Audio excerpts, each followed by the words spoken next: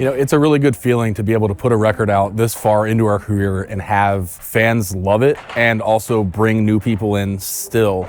It's, I think, a testament to the fact that we still love what we're doing. And I think that when you really put yourself into a record, like, it shows through, and the confidence you have in your songwriting shows through, and just the ability to create art and always try to do something different instead of just retreading old territory. And thankfully people like that.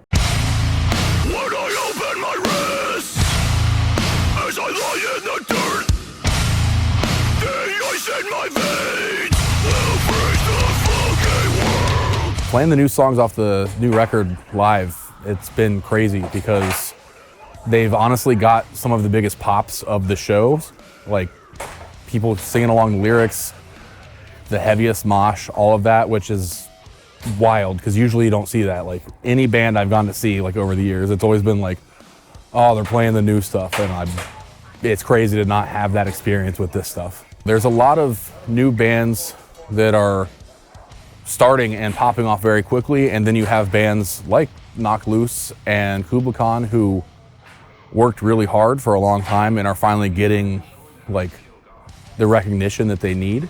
And we've been lucky enough to play with them on, you know, both sides, like when they were small bands and when they've gotten huge. And it's cool to see how that's affected the culture. Like it's so much more accessible than it used to be. Everybody can find new music all the time. You know, people are all over online in communities that I don't even understand because I'm getting old. But like the people on Reddit, there's people on TikTok. A band will blow up somewhere and you have no idea until you see 3,000 people watching them play and you're like, what, when did this happen? So it's cool. It's bigger than it's ever been.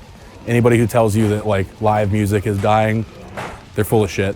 With the sound that we have before Slow Decay and after, before Slow Decay, when we would record a record, it would be kind of the idea of, okay, we have to record 10 or 12 songs, so we show up to the studio with 10 or 12 songs that we wrote, and we don't make really any changes. It's just kind of like, play the songs, there they are.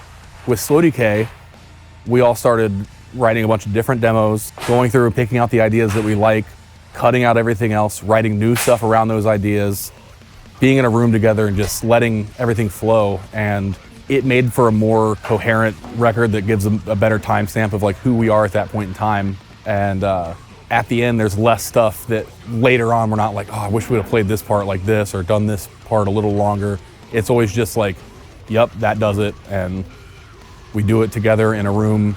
And that's kind of how we've written since Slow Decay. I always want to make stuff that makes me go like, oh shit, that's crazy. Like, we're always trying to make each other like laugh in the studio with how like ridiculous a part might be. And there's this